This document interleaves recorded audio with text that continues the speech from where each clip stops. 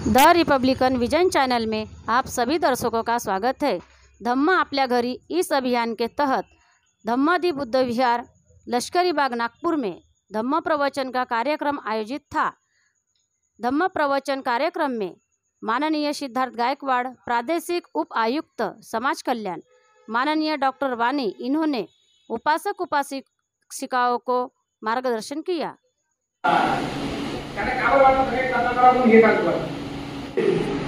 बाबासाहेबांनी स्वतःमध्ये दीक्षा घेतली, नंतर इतरांना दिली। आणि बाबासाहेबांनी 1935 पासून ते 1956 पर्यंत जवळजवळ 21 वर्ष या धम्माचा अभ्यास केला। बाबासाहेबांचा अभ्यास खूप झालेला होता धम्माविषयी। धम्माच्या सगळ्या गोष्टी, धम्माचे जे काही तत्व होते, धम्माची विचारसरणी होती, ती बाबासाहेबांनी स्वीकार पण केली होती आणि ते इतर बाबासाहेबांसोबत जे लोक होते त्यांना सांगत होते। परंतु 56 ला जेव्हा दीक्षा घेतली तेव्हा अनेक लोकांना आव्हान केलं की बाबा तुम्हाला वाटतंय की हा हजारो वर्षाचा जो गुलाम समाज आहे, मानसिक गुलाम आहे, जो वेगवेगळ्या समाजातील विधी जे आहेत त्याला अर्थ सुधारतो किंवा वेगवेगळे सण आहेत, वेगवेगळे व्यवहार आहेत, त्याच्यामुळे या समाजाचं शोषण होते। याच्यानी जो ग्रस्त झालेला समाज आहे त्या समाजाने इथे यावं, दीक्षा घ्यावी, जेणेकरून या सगळ्या जुन्या ज्या गुलामीच्या शुक्ला आहेत त्या सगळ्या तोडून टाकल्या जातील। म्हणून अनेक लोकांनी बाबासाहेबांचा शब्द प्रमाण मानून त्या ठिकाणी दीक्षा घेतली। आणि दीक्षा घेतल्यानंतर तुम्हाला माहिती आहे की बाबासाहेब लगेच जास्त म्हणजे 2 महिन्यामध्ये 2 महिन्यापेक्षा कमी कालावधीमध्ये बाबासाहेब निघून गेले। तर आमचे लोक काय होतं की हे सगळे अनेक लोक होते, जुना हजारो वर्षाच्या परंपरा घेऊन चालत होते, बरोबर। म्हणजे हजारो देवांना मानत होते, हजारो बाबांना मानत होते, हजारो प्रकारचे संस्कार आपल्या घरी करत होते, हजारो प्रकारचे सणव्यवहार आपल्या घरी साजरे करत होते।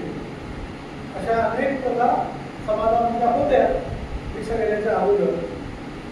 त्या काय झालं की बाबासाहेब गेल्यानंतर ते धम्म त्यांनी दिला, पण ते धम्माचे संस्कार आपल्या लोकांमध्ये व्हायला पाहिजे होते, ते काही करण्यासाठी बाबासाहेब आमच्यामध्ये राहिलेले नाही। आता ज्यांनी घेतली त्यांना समजलं, त्यांनी बुद्धिस्ट सोसायटी ऑफ इंडियामध्ये बाबासाहेबांनी 1954 ला जी संघटना बनवली होती त्या संघटनेच्या माध्यमातून भिक्षूंना ट्रेन करणे, या संघटनेत किती जण वाटते बुद्धिस्ट सोसायटी ऑफ इंडिया, भारतीय उपमहासत्तेचे काही अनेक लोक आहेत कार्यकर्ते। बुद्धिस्ट सोसायटी ऑफ इंडियाचं मंत्रिमंडळ वाचायला पाहिजे। त्यामध्ये बाबासाहेबांनी अनेक गोष्टी सांगितल्या की आम्हाला लोकांना कशा पद्धतीने ट्रेन करायचं, या धम्माचा प्रचार मार्गदर्शनाची गडबड कसं आपल्याला घेऊन जायचं आहे, त्यासाठी ट्रेनी लोक असणार जे पूर्णपणे धम्म स्वीकारतील, धम्म समजतील आणि इतरांना समजावून सांगतील। परंतु ते आपल्या लोकांनी पण पुढे त्याचं कार्य झालेलं नाही आणि बाबासाहेब लवकर निघून गेले। त्याच्यामुळे काय झालं की हे जे लोक धम्माची दीक्षा घेताना सोबत होते, काही जे घेऊन गेले लोक आपल्या कुटुंबीय घेऊन गेले होते, म्हणजे घेऊन गेले होते, तर त्यांच्यामध्ये जसे तसे संस्कार राहिले होते, ते संस्कार त्यांच्यामध्ये कसे राहिले। आणि धम्मा घेतला, स्वीकारला, तर धम्माचे संस्कार, धम्माचे विचार, धम्माच्या ज्या गोष्टी होत्या त्या घेतल्या होत्या। आणि त्याच्यामुळे काय झालं की या समाजामध्ये धम्म घेतला तर धम्मामध्ये कुठेही जात नसते, स्त्री आणि पुरुष ह्या 2 गोष्टी असतात, परंतु जात नसते।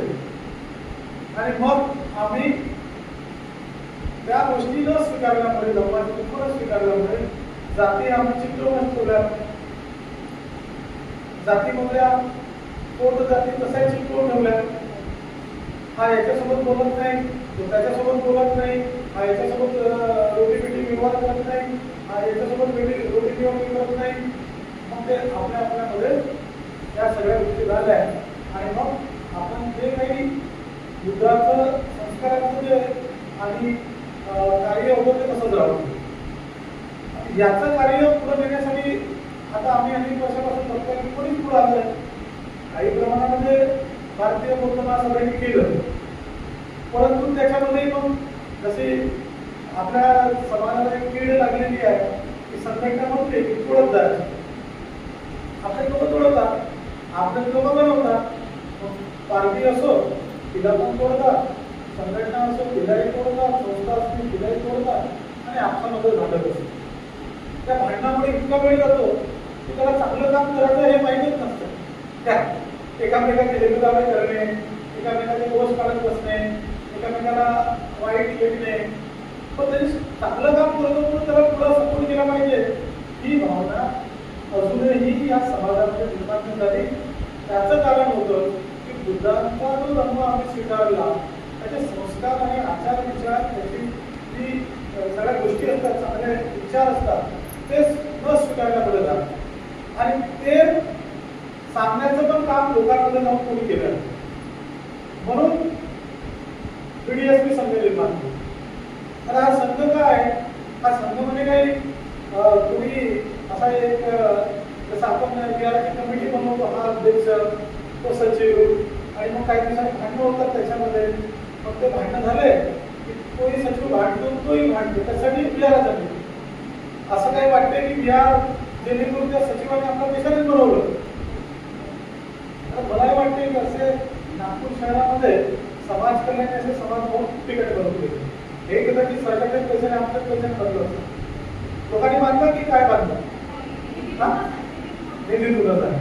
ते असं समाज कल्याणाने असे समाज भवन बांधून दिले की आपले लोक इथे येतील, बसतील, चांगले विचार करतील, चांगलं ज्ञान लोकांना देतील, मार्गदर्शन करतील. पण अनेक ठिकाणी काय झालं की अनेक लोकांनी असा मुद्दा सायलेंट करून घेतलं आणि सुरू केलं काम.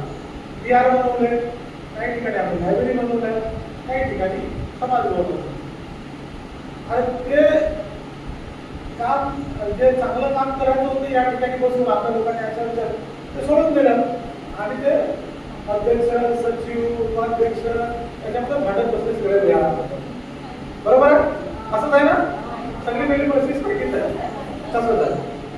मग हे बिहार संस्कार देण्याचं काम करणारे होते, हे बिहार ज्ञान देण्याचं काम करणारे होते, हे बिहार जे आहेत ते धर्माचा प्रचार प्रसार करण्याचे केंद्र होते. ते काम बाजूला राहिलं आणि नेतेगिरीकडे घुसले. आणि मग काय झालं की ही परिस्थिती अशी टिकून राहिली. त्याच्यामुळे BDSP संघाने विचार केला की बाबा लोक काही आता खूप झालं तर बिहारात कोण येते? सगळेच पोरं येतात का? 4 लोक वंदना घ्यायला येतात, 56 पासून वंदना बांधतात, पण ते अर्धही कळत नाही आणि ते आचरणात पण आणत नाही. असंच आहे ना? बरेच जण आचरणातही आणत नाही, त्याचं पालनही करत नाही, पण 56 पासून आपण म्हणतोय, चालू आहे.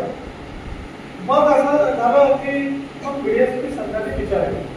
त्या BDSP संघ काय जे आम्ही सगळ्यांना सांगतो की याच्यामध्ये कोणी अध्यक्ष नाही आहे, एक जण कोणी अध्यक्ष नाही, उपाध्यक्ष नाही, कोणी निवडणूक नाही आणि काय नाही, फक्त एक नाव आहे. धर्माचा प्रचार करणे, धर्माचे संस्कार करणे, लोकांमध्ये जाऊन हे करणे. आणि त्यासाठी आम्ही बिहारात पण जातो. तुमच्या माहितीनंतर बिहारात जात नाही. बिहारात गेलं तर काय होते की अजून काहीतरी लोकांना सवय लागते की बिहार हे आपलं एक बिहार समन्वय समिती आहे. सिद्धार्थ गौतमाने आपल्या आईच्या म्हणजे महामायेच्या दरबार प्रवेश केला होता. या रात्री राधा शुद्धोधन आणि महामाया या दोघांचा एकात्मता झाला होता आणि महामाया गर्भ राहिला. तो होता आणि सिद्धार्थ गौतमाने प्रवेश केला. तर भविष्य काळाने असं भविष्य केलं होतं की अजून परत कालांतराने बुद्ध जन्माला येऊ शकते. मग यांना वाटलं का एकच बुद्ध एवढा भारी पडला आणि दुसरा बुद्ध जन्माला आला तर काय होईल, म्हणून त्यांनी काय आयडिया केली, त्या दिवशी पती पत्नीचा संगम झाला नाही पाहिजे. नवरीला नवऱ्याचं कोणताही पाहायला पाहिजे झाली भरून बनवलं म्हणजे दुध जन्माला नाही यायला पाहिजे म्हणून. आणि आपण कोणतं लोक तेच घेऊन राहिलो त्यांच्यासोबत झालं कोणतं. आणि आपण आपल्या मुलीला नवीन नवरीला पहिल्या दिवस पाडतो म्हणजे आपण आपल्याच त्या कार्याचे आपण दुश्मन बनतो. लक्षात हे अज्ञानानं होऊन राहिलं हे 7 वर्ष तुम्हाला कोणी शिकवलंच नाही. तर आषाढी पौर्णिमा किती महत्वाची आहे कारण की त्यांनी सिद्धार्थ गौतमांनी त्या महामायेचं आणि राजा सुंदराचं संगम झालं होतं. त्याचा प्रवास घडला होता. त्या प्रवासात काय कोणती गर्भात सिद्धार्थ गौतमांनी पाठवल्या तुम्ही डायरे बाबा घरीच राहा तुम्ही ते तुझ्याला म्हणा की नाही आपण बोलतो आपला आपल्याला आनंद होईल आपण आनंदात करून जास्त झालं पाहिजे करून ठीक आहे. ती एक गोष्ट बा आषाढी पौर्णिमा कधी आहे नाही.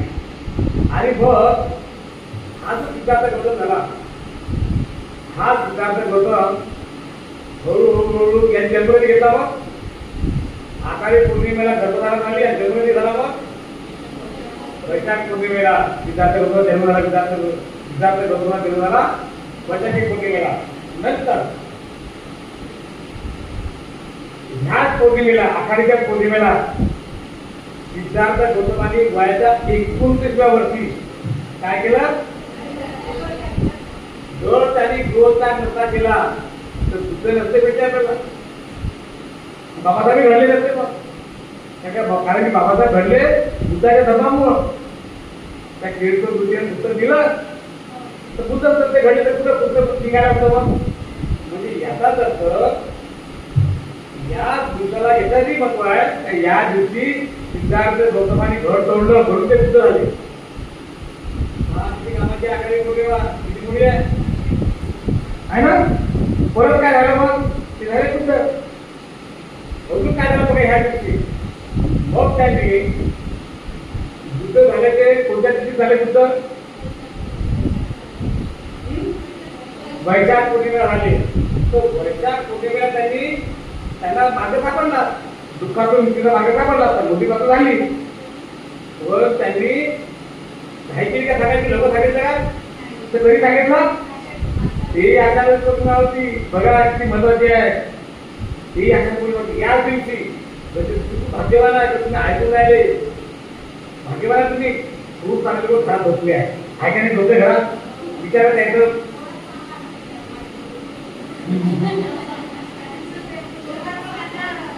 तर विचार त्यांचं दुर्भाग्य आहे कारण त्याच्या कानावर बुद्धाचा ह्या आषाढी पौर्णिमेचा उद्देश नाही पडत आहे. काहीतरी पाप केला त्यावरती साधी गोष्ट नाही.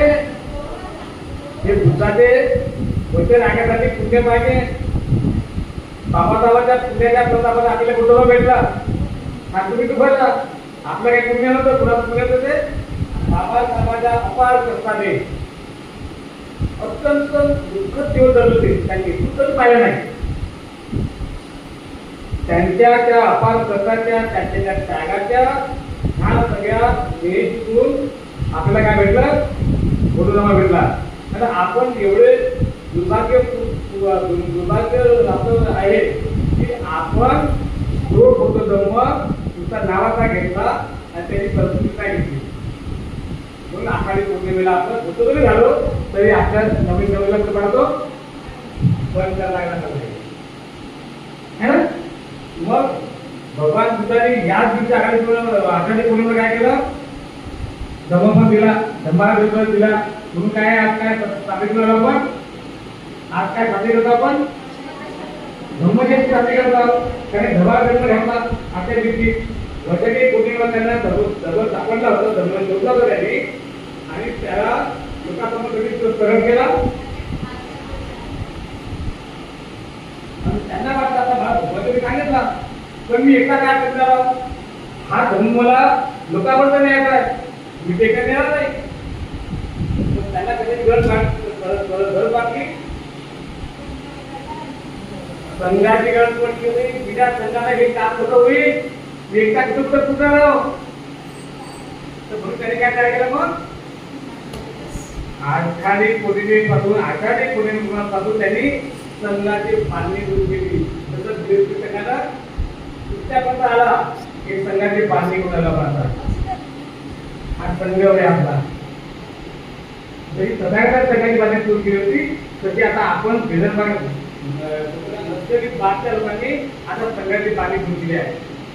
या दिवशी ती मोठी गोष्ट आहे. आणि सरळ सांगितलं कशाच्या माध्यमातून होते ते सगळं धम्म आपल्या घरच्या माध्यमातून होऊ शकते.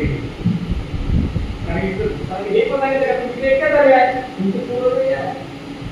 तर काय त्यामुळे घरी तुमच्या आता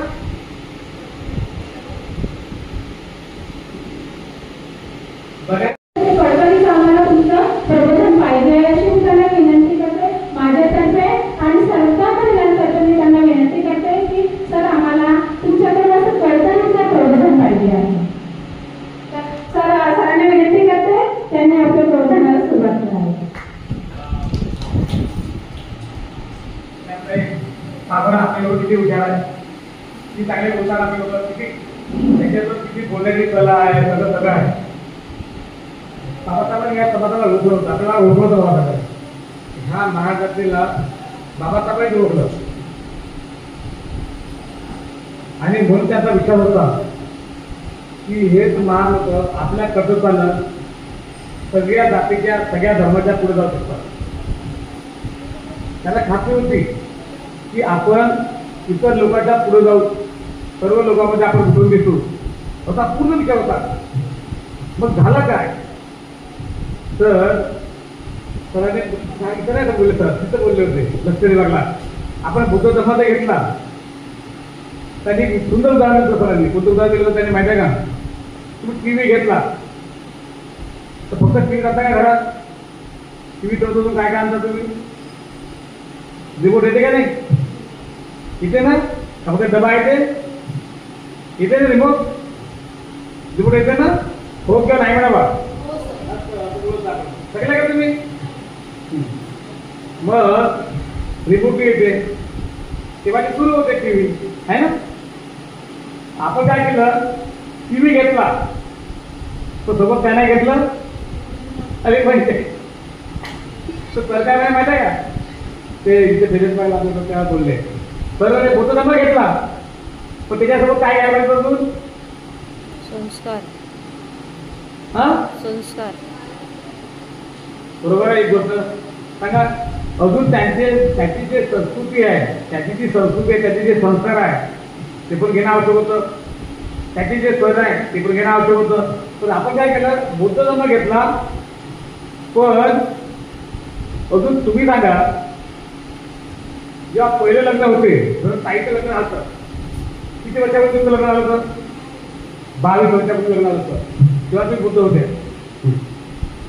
तर तुम्ही पहिल्या आखाडीला